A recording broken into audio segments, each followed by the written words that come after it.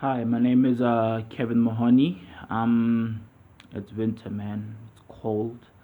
I hate winter. Trust, I hate winter big time. The skin just doesn't pop enough. Even though summer might get me sunburned. But anyways, so I was asked the question, what would I love to see change in my community? There's a lot of things. Um, I'm sure a minute is not gonna be enough, but I'm just gonna summarize what comes into my head. Well, it's not something that just comes into my head, something that's always been recurring in my head for years and years and years. So, okay, so I'm just gonna speak about what I know, and what I know is black people, a black mindset, um, a black story, black history. Well, black history, I don't know much of it, but I got here because of it. So let me just break it down. So you know, firstly, our generation is going through a transition, and this transition is very vital to the next chapter of our lives as a young black people in this new so-called South Africa that we're currently living in. So when I speak about transition, I mean that whatever shit that's happening now, it's meant to happen because it's time for us to evolve and get to the next level. Whether it's gender based violence, whether it's the education system, racism, whatsoever, it has to happen now. It's meant to happen now. So, for that to happen, we have to address the elephant that's in the room. Whether the elephant can be about race, we have to sit down and address how we're gonna sort out the racism issue that we have. Whether it's xenophobia, we need to find out why there is xenophobia or there's so much hatred between, you know, black people. So I guess it starts there. So as black people, we need to go back to educating ourselves about why there is so much hate within us. Because if you go back in time, if you go back in time, generations before didn't have the amount of resources that we currently have today. So a 17-year-old back then is a 25-year-old now. That's why, as much as we see people living, materialistically on social media, enjoying their lives, we assume that they're living the best life possible.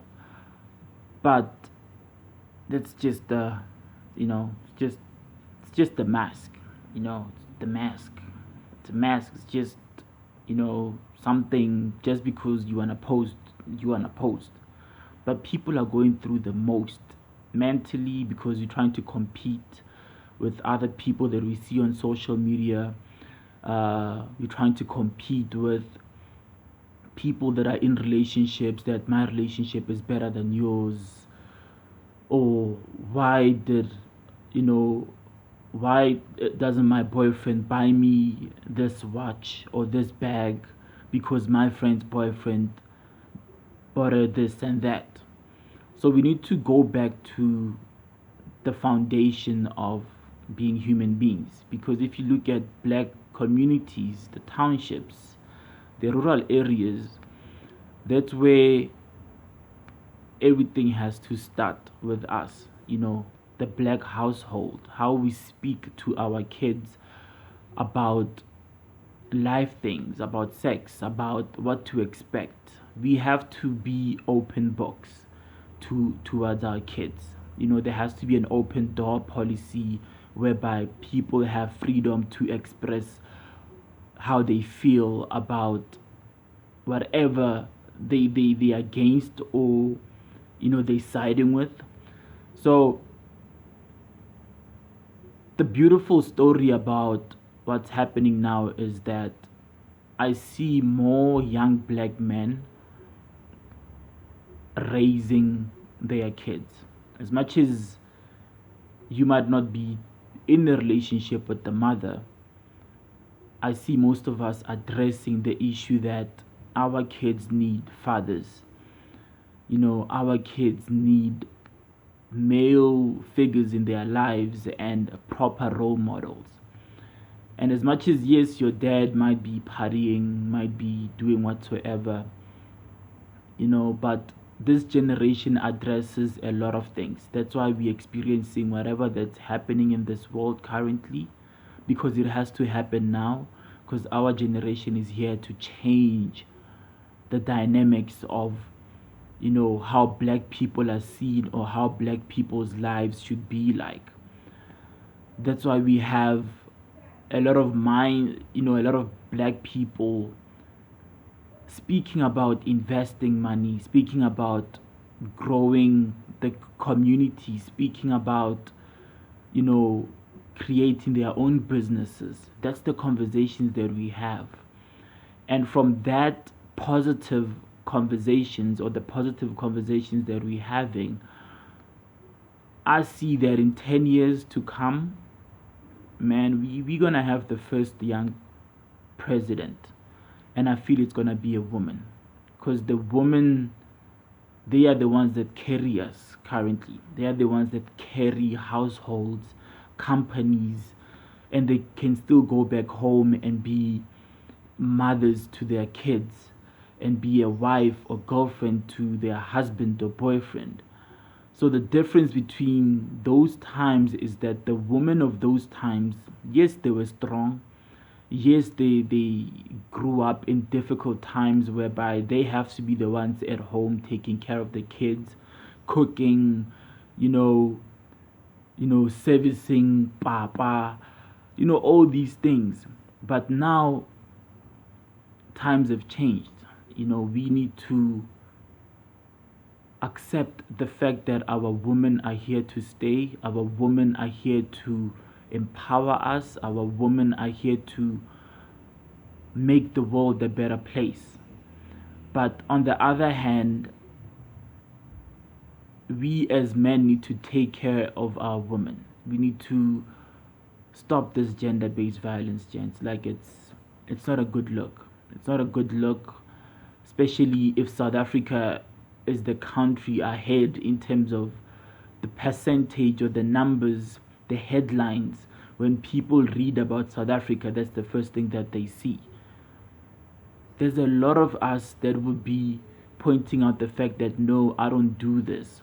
But there's the next guy next to you who's doing the shit that you say you're not supposed to be doing, but you're supporting that shit that's happening. Do you understand? So there's a lot of elephants in the room that we need to address. But I'm glad that everything is happening now, because we need to move away from the negative shit that's being said about black people, or what black people say about other black people. We need to develop our minds to a point where it's easy for us to transition into certain spaces and actually adhere to the new rules of this life that we're living in.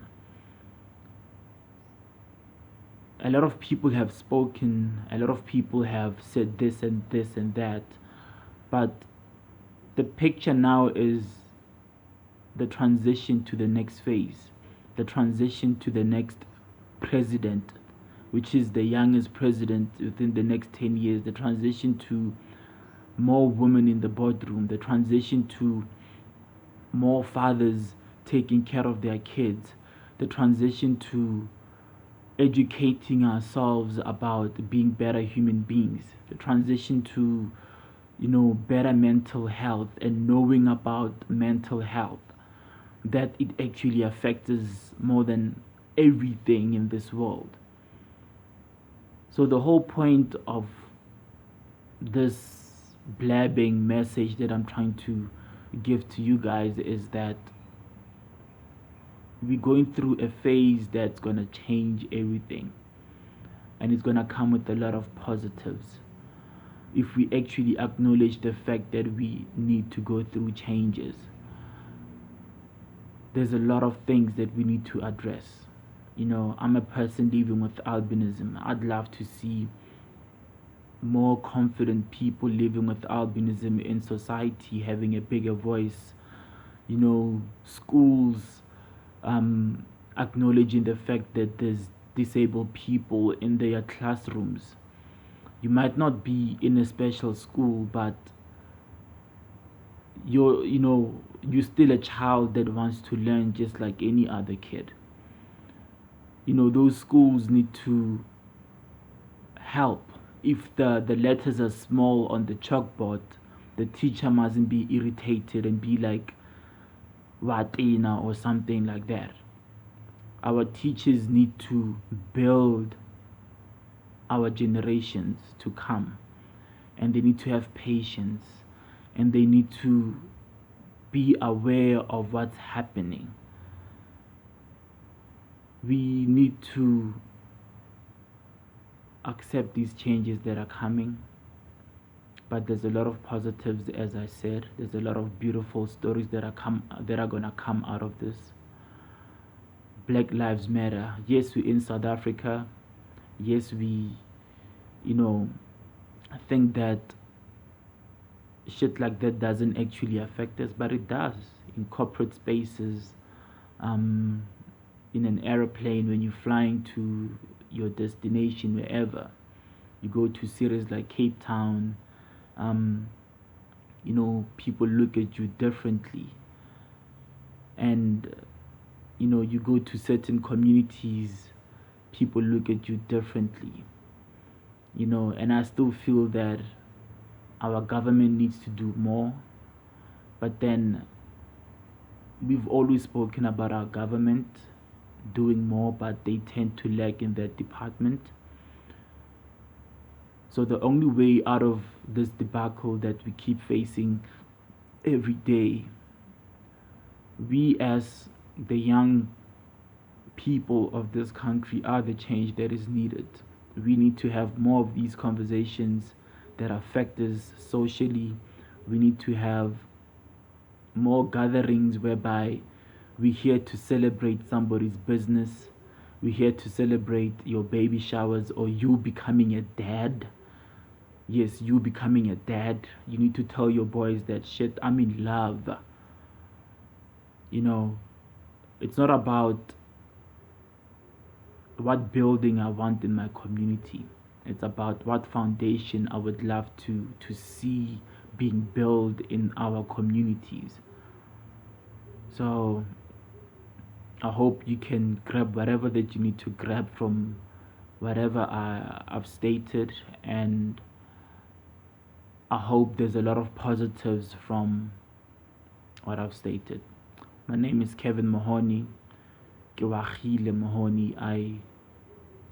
I have more of these conversations with most of my friends. They know Kewahile means to build. I have built. I'm a third born child, and my aim is to build with the most amazing energy, the most amazing conversations, and as an intellectual, that is what is needed if you are here to build, not break people. Love and light.